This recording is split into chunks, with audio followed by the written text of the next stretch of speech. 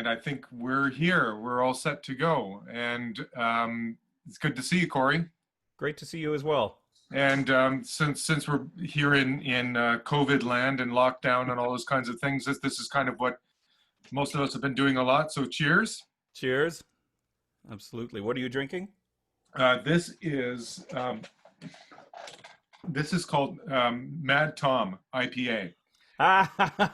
Yeah, so it's got a little bit of an OT story, I think, doesn't it? Yeah, it does indeed. It's got a bit of a Principal Cello aspect to it. I think they actually do. At one time, I'm not making this up. They made I think it was a brief time. They made one called the Even Madder Tom. Yes, they did. Yeah, Yeah. So, I think you can still get it. can you? Yeah, it's so mad that I can only have one, so that's it. That's the principal cellist in traffic on the way to the rehearsal. I think. Well, I think there was also a little bit of horn going on in there too. I'll count to that. Well, so how have you been getting through this period over the past 3 months? Well, probably like the rest of us, it hasn't been easy. You know, like you, like any performing musician. I mean, the work just poof, it's just gone. You know, although and not to you have two daughters yourself. I mean, I have two young daughters as well, 15 and 7. So there's a plus side to it. You get more time at home. You can spend more time with the family. It's not as much free time as I would like, actually, because especially with the 7-year-old, got a lot of homeschooling stuff to do. So it's a fairly busy day, but a lot of practicing and sort of a lot of exploration on the instrument. I mean, normally, like you, right? I mean, we kind of run from gig to gig to gig to gig all the time. So it's kind of nice to actually just have some time to sort of, it's almost like going back 20 years, back to the student days when you could kind of steep in what we do, right? So I don't know. Aside from the financial worries, I actually kind of don't mind some aspects of it. I like having more time with the instrument, more time with my thoughts with the instrument. You know, I like to think I've come out of this probably several steps ahead of where I would have been had I just been, doing what we usually do, which is on a heck of a busy treadmill. Well, also you've put out a series of videos about really the basics about Right. violin technique, and you've really gone into things like vibrato and scales and Galamian exercises and everything in a very scientific way almost, and but everything is broken right down into small bites. And I know that you've been working with the first violins and working on some repertoire for next season and all those kinds of things. So you've been very active that way. Yes, that aspect has been fantastic as well. And again, for example, doing Zoom, we have to kind of it's like a tennis match. One person speaks, the other person speaks. You can't do things simultaneously. But the sectionals, I actually think it's been a bit of a positive because we get a chance to in a more concentrated form. We can work on a few bars and we can hear what everybody is doing and kind of go in turn. So I mean, of course, this isn't ideal, but it hasn't been bad. And as for doing the videos, I use them for my students, for OT, and a few other projects because I'm offering up these to some of the schools in York region where I live. And it's something I've wanted to do for a while, so it's kind of been a little bit of a kick, a little bit of an impetus to do that. And just put some, I mean, nothing extensive. There's so much material out there, but sometimes it's nice just to put things in a more simplified and concentrated form on a specific issue. So actually, I've enjoyed doing it. And as I said, it's kind of made me have to reflect a little bit more on stuff that I do. And it's something, again, I've wanted to do for a while. So I get to sort of just focus on my instrument and focus on what I do a little bit more than what we normally have the opportunity to. So there's definitely some positive aspects to the current time. I think that there are lots of positive aspects, but I think probably the best way of looking at it that I've heard is if people are available or able to treat this period before getting back into work, and that could happen much sooner than we think, as using it for reflection and trying to think about how can we do things differently. One thing that I found to be really interesting is I read this series of blogs every day. It's called Slip Disc, done by Norman Lebrecht. Yes, I read those as well. Yeah, yeah, lots of people do. And in fact, I found out today that he's got 3 million subscribers Yeah, it's to Split incredible. Test. So during the pandemic, apparently that's gone up by 25% his readership. But Wow. because of the analytics that you can do, he's found out that actually the age, over 50% of the readers of Slip Disc are under the age of 35. That's fantastic. It's fantastic, but it also makes you think, why aren't we seeing those people in the concert hall? What are we doing, or what should we be doing differently, to just, because there's an audience there. Yes. I agree with you. I think it's it's interesting, it's something I've talked about with some of our colleagues over the past several years, because you see a lot of initiatives. There'll be pops concerts that are designed to try and get people in playing pop music, and they think that that sort of draws people in. And it might, if there's a specific theme or a movie or whatever it might be, it's a great idea. It gets people in, but it doesn't necessarily bring people in long term. And as you say, there is an audience out there, so trying to tap into them. But I think the audience, especially the under 35 one, they're so into this stuff right now. I think this speaks to them in a much greater way. So I don't know. Maybe going forward, I sort of wonder a little bit too, as we reopen, and hopefully, as you say, sooner than later, if some sort of hybrid system of being able to reach people might not be one of the benefits that comes out of all of this. So, for example, you do your live concert, because of course, that's the heart and soul of what we do. It's the heart and soul of being a human being, for heaven's sake. But if somebody can't make it, somebody's ill, or somebody's elsewhere or whatever, why couldn't they join us? Why couldn't they join us in a rehearsal by virtual? It takes nothing to stream. Or why couldn't the concert be streamed to people who are less able to come? And whether they're under 35 or whether they're over. So lots of possibilities. Lots of possibilities, absolutely. Corey, since I have you here, and we're supposed to be talking about the role of the concertmaster. And for anybody who's tuning into our conversation and doesn't realize this, you are the concertmaster, among other places, of Orchestra Toronto. And I've got a whole series of questions that have been sent in, and I'm just going to start from the very top. Okay. And the first one is that what people usually see when they come to a concert, or when they watch a concert, is the concertmaster comes out and bows and asks the oboist to give an A, and then they're supposed to clap for the concertmaster, and then that's it. But they don't really realize what a concertmaster does. What are some of the things that you do? Well, actually, even the procedure that you just outlined, it's not really about the concertmaster. I mean, when the concertmaster comes out and bows, it's really the concertmaster symbolizes the orchestra for a moment before the conductor comes out to really initiate the concert. But it's a formality. As historically, the concertmaster is the master of the concert. They're sort of like the master of ceremonies. They come out and they kind of get the whole thing started. The tuning with the oboe is very important. We have to have a common ground that we can all agree on. So somebody has to start it. Might as well be me, I suppose, or the concertmaster. But more than that, it's steeped in tradition. I mean, the concertmaster, I think, long time ago, often would have been the one directing the concert at the same time, when orchestras were smaller and simpler, and the music wasn't perhaps quite so complex, and needing somebody with a lot more abilities to direct such a disparate set of sounds and colors from such a large number of people.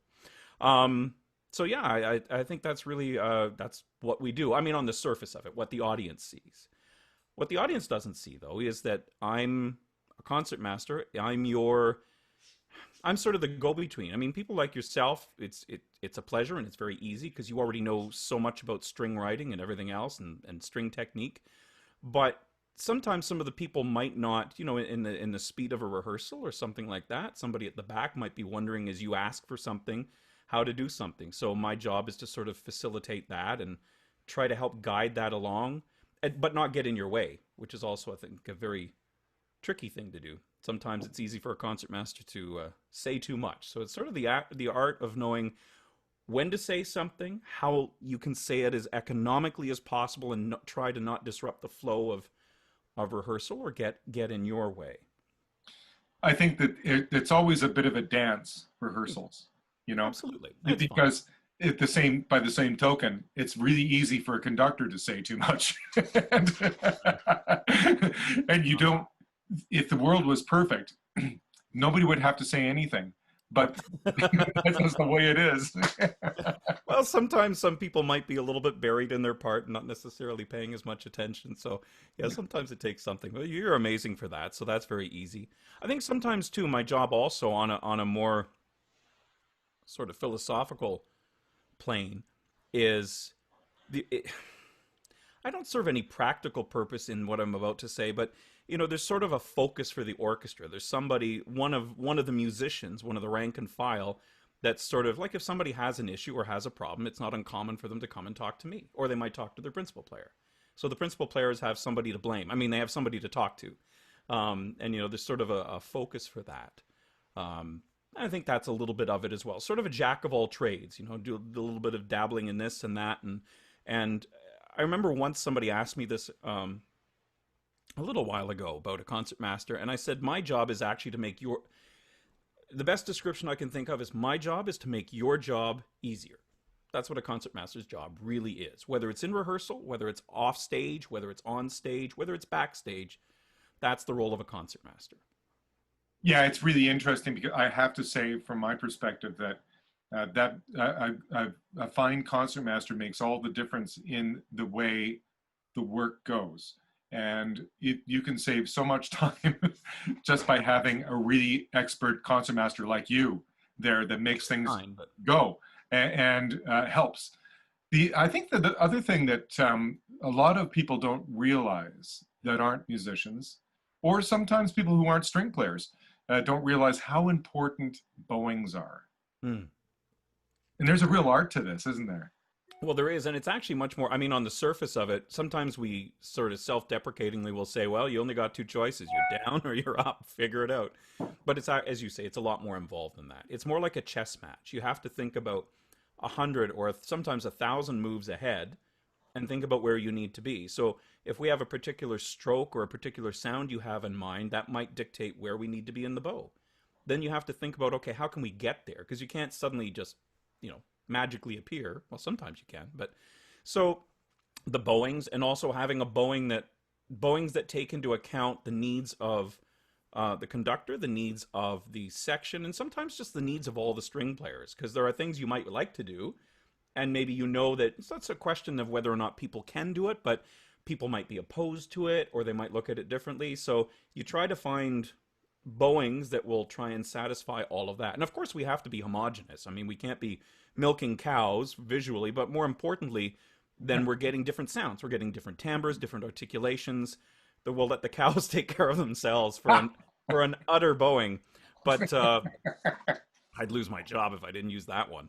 But seriously, we have to be lockstep so that we all have a unanimous vision, and part of that's visual too, because a lot of the leading, if the section at the back might not be able to always see you or feel what's going on. So there's also just the physicality of the bowings, the physicality of that environment and playing. So that again, we try to come up with a homogeneous vision of how to come together with you, with everybody else. It's also interesting when you see, for example, videos with Leopold Stokowski, who was really interested in trying different things out. He was very unorthodox, and he liked using a lot of free bowings. Yes. Uh, and he felt that gave this really warm sound and a little bit more power. We don't do that too much these days. Have you seen that too much? Very much? No, in fact, if anything, it's interesting you bring that up. I think that sometimes you almost see quite the opposite. Like it seems to get more and more and more heavily regimented, maybe to a fault. I mean, I think a section, I don't know how you feel, we probably have the same idea. I definitely think a section should be doing the same thing. I don't think, as our ideas too have changed so much, right? I mean, our interpretation, especially of slightly older music, we have different ideas than perhaps in Stokowski's time about how the strings would have articulated or the texture. So different demands. Yeah, I think that this all goes hand in hand with the original instruments movement as well. Not that people did this kind of thing back in the time of Mozart or early Beethoven, because I think it wasn't until Spohr, really, and people like Mendelssohn who really were interested in doing uniform bowings, Right. right? But there's this understanding or wish to be as exact as possible. I think it's also in our mentality nowadays. Absolutely. But also, I mean, their orchestras, of course, would have been a lot smaller. And even when we do slightly reduce to do some of that music, we're still kind of on the large side, right? We're still sort of engorged. So they could probably get away with a little bit more freedom just because it's more transparent texture. And of course, we have a much thicker, heavier sound to deal with. So makes some sense. Although, there are times when if the violas or the cellos or the bass, well, I don't even worry about the bass, it's not kidding. If somebody says that, it's a bowing that we're doing doesn't particularly work for them, okay, so don't do it. As long as we're getting the same, we're coming at it differently. It's a different weight, it's a different articulation, it's a different sound way of getting the sound out of the instrument. So they need to know how best to accommodate that. As long as we have the same idea coming from you, trickling down, and as long as the section is unanimous. So it's interesting how that sort of goes. Often the principals, even at OT or other orchestras, will say, well, that really doesn't work. Okay, well, then don't do it. As long as it's the same sound, I'm fine with that. I've got another question here that was sent in that because you're a very prolific soloist and chamber musician, and you play concertmaster with many orchestras. Mm-hmm. Um, the question is, do you ever get nervous? And if you do you have some ways of dealing with it? In all honesty, I get nervous pretty much all the time. Sometimes even in rehearsals. And there's some things. Okay, so it sort of separates into different sorts of categories in my mind. The hamster in my mind goes down different treadmills depending what's going on. So if it's a solo concerto, there's obviously a lot of advanced preparation for that. So I might be nervous, but a better way of explaining it, I get very excited. So I'll prepare as much ahead of time. So I have some stuff that hopefully is taking place in the fall, and I began about 3 or 4 months ago. So I'll do a little bit here, a little bit there, and you just sort of get a nice foundation for things. So when those things come up, I might be very nervous, but it's probably more excitement and anticipation. There are times when I'll get nervous, either in, when unexpected things happen. But again, I think it's like almost any profession. The more you are prepared for any emergency, then when things come up, you don't think about it so much in the moment. You just kind of deal with it. And then afterwards you realize, wow, heart was going pretty fast at that point. So I like to try and be as prepared as much as possible. And I like to try to keep the enamel on my teeth. So I prepare as much as I can ahead of time. But I do get, there are times when I get nervous, and I work on having a good poker face as much as possible. Well, you're surprising me because I've never ever thought that you ever got nervous. That was my own personal feeling. Oh, good. Well, we should play cards then. I think I would lose. Oh, not necessarily. Well, I have a terrible problem with nerves, and it doesn't get easier the older I get. Well, actually, that surprises me. I wouldn't have guessed that. And how do you deal with that then? How do you cope? Well, that's a good question.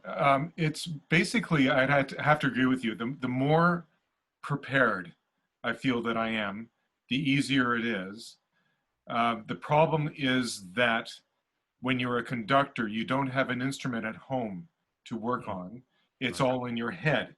And so what I have to do is, it's really a head game. And I try to make sure I have as many things as possible to go into, because the first rehearsal is really terrible for me, because I don't know what's going to happen.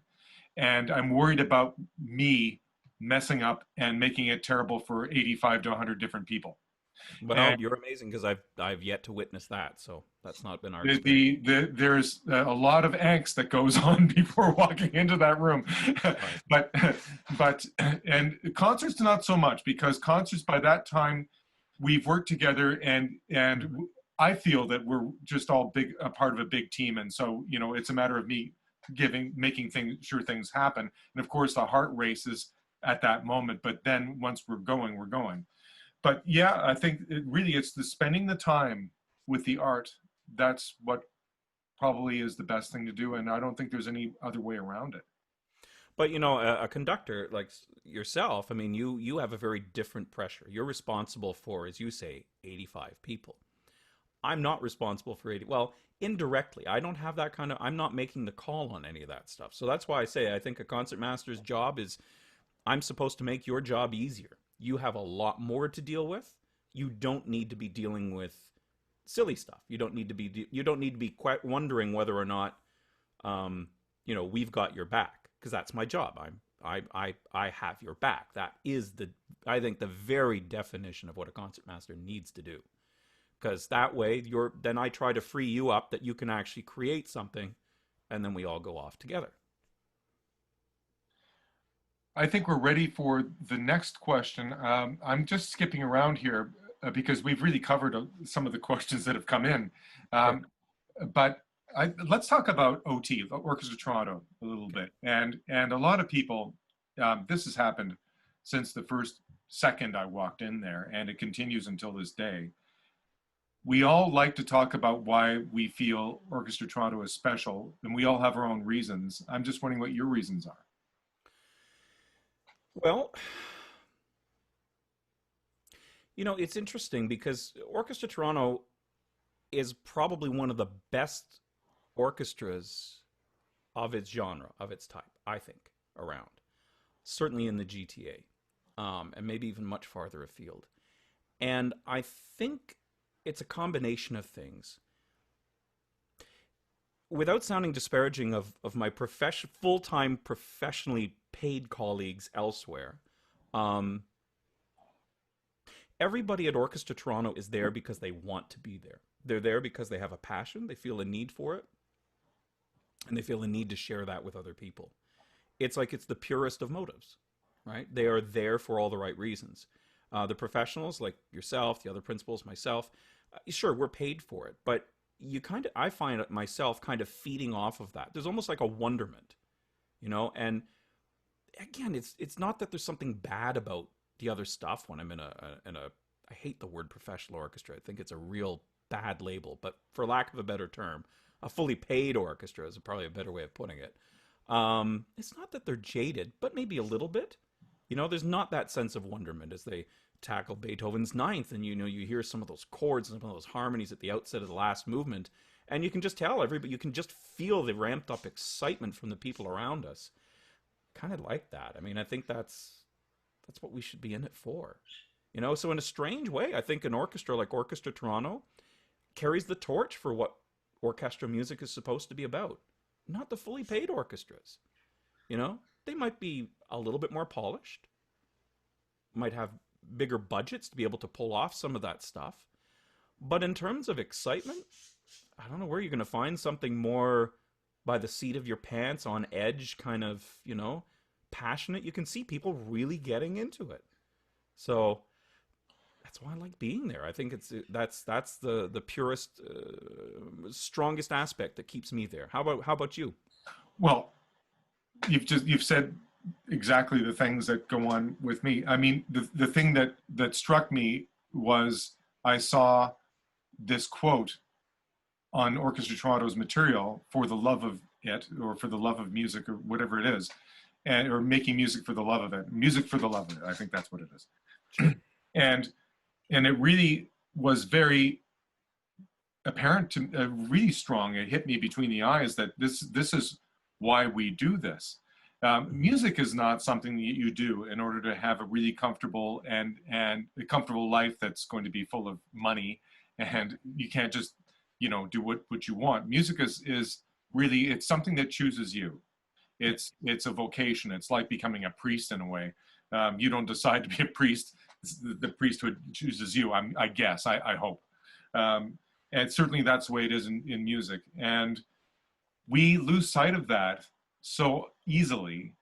And then when we're in a place like Orchestra Toronto, which is completely magical, all of that just gets repeated. And the fact that we get to do this once a week is just, it's a lifesaver.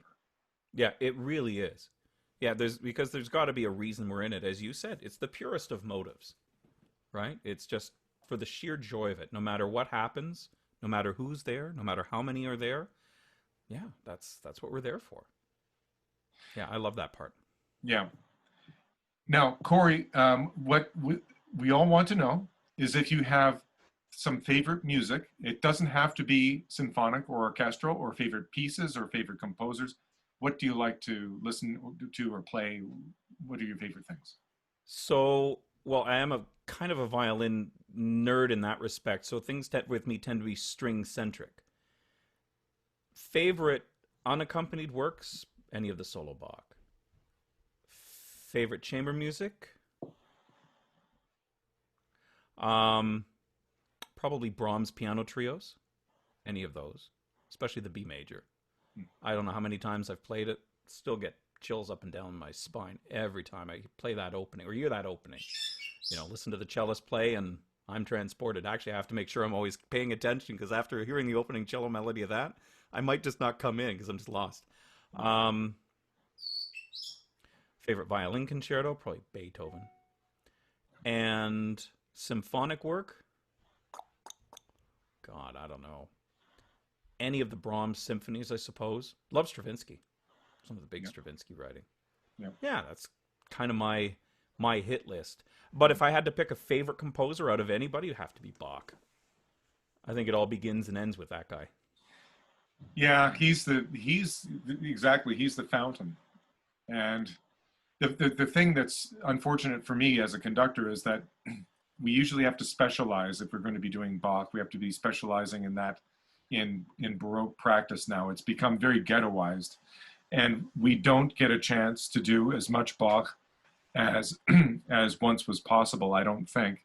But that's I'm one of the things I do is play the organ, as you know, and that's luckily one of my outlets, is that I get to do some trio sonatas and different things like that. Absolutely. Bach was the reason I got into music in the first place. Oh yeah, even as a trombonist. Well, I wasn't playing the trombone yet. I was a kid, and I visited my grandfather, who lived in the area in Hamilton, and he was a music lover. And I would go over there on Sunday afternoons and just listen to music with him because I had piano lessons from when I was young. And he would play me things, and he and my grandparents had just come back from a trip to Europe, and they had been to Rome, and he had some pictures of the Basilica. And so he showed me the Dove, Bernini. At the same time, the bugger put on a recording of the Bach St. Matthew Passion, the very beginning, Kommt ihr Töchter, that the yom, dom, da, dom, dom, that kind of thing. And then when the choir comes in, I all of a sudden, it was like having an out of body experience, because I saw that Dove of Bernini, I heard that music, and everything, the universe at that moment, for maybe a split second, made sense. Then you had a much better, making more sense than the rest of us have ever since, that's for sure. I get it, though. I totally agree. There's just there's a depth to it that is impossible to explain with that guy. Yeah. And it's all encompassing. Yeah. And talk about somebody who was busy. Yeah, how did he? That one out. I know. Starting from 7 o'clock in the morning, teaching, preparing 3 churches with their orchestras, and it's just wild. He had apparently copyists set up in their house that he would write things, the cantata for the next week, and the copyists would have to just write all the time. He had about 5 people working for him around the clock. I didn't even know that. Well, there must have been a lot of bald birds in the area with all the quills getting. Any chickens in the area? Nope, they all left town. Why? Bach's writing something. One final question for you, Corey, before we finish. Do you have any interests outside of music? I'm a car freak.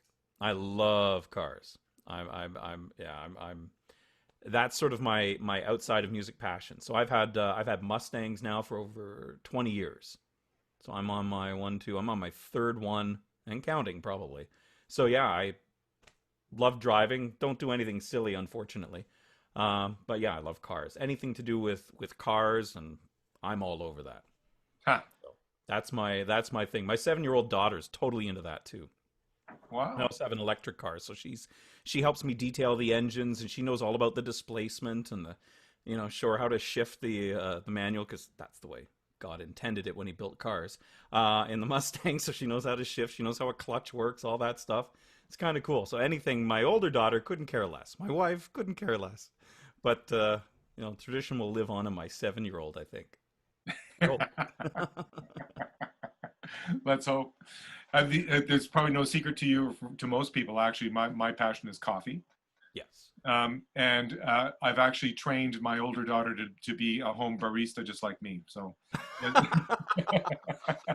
actually, I am planning to do a video at some point in the next few weeks of how to make a cappuccino at home. You could pull a Seinfeld conductors at home conductors in a cafe making coffee. But without the comedian part. Oh, I don't know. We have a pretty good time, I think. Corey, it's a great pleasure to talk to you as always. Oh, likewise, my friend. Thank you so much for inviting me in. And I'm really looking forward. I'm just making a plug because this will be available before this happens of the concert that you and Tom and Richard Harriott are going to be putting on for Orchestra Toronto, including the Shostakovich Trio Yeah, and looking forward some to that. Bach. Yes, yes, absolutely. Well, Tom's fantastic. I mean, I don't know if you ever hear that guy warming up. I don't know if he's ever opened a copy of Bach in his life. He just seems to have them all like somewhere in his DNA. So, yeah, looking forward to it. And Richard's amazing, and the Shostakovich is fantastic. So I'm really looking forward to this. It'll be nice to play with somebody, actually, instead of just over the internet. Yes, this is going to be actually three people playing in the same room. This is That's right. incredibly historic. Yes, with nobody coming in and telling us to get out. Yeah, it's gonna be amazing. Well, not yet anyway. We'll have to see. Thanks again, Corey. Thanks, my friend. Take We'll care. talk soon. Okay. Okay, bye. Ciao.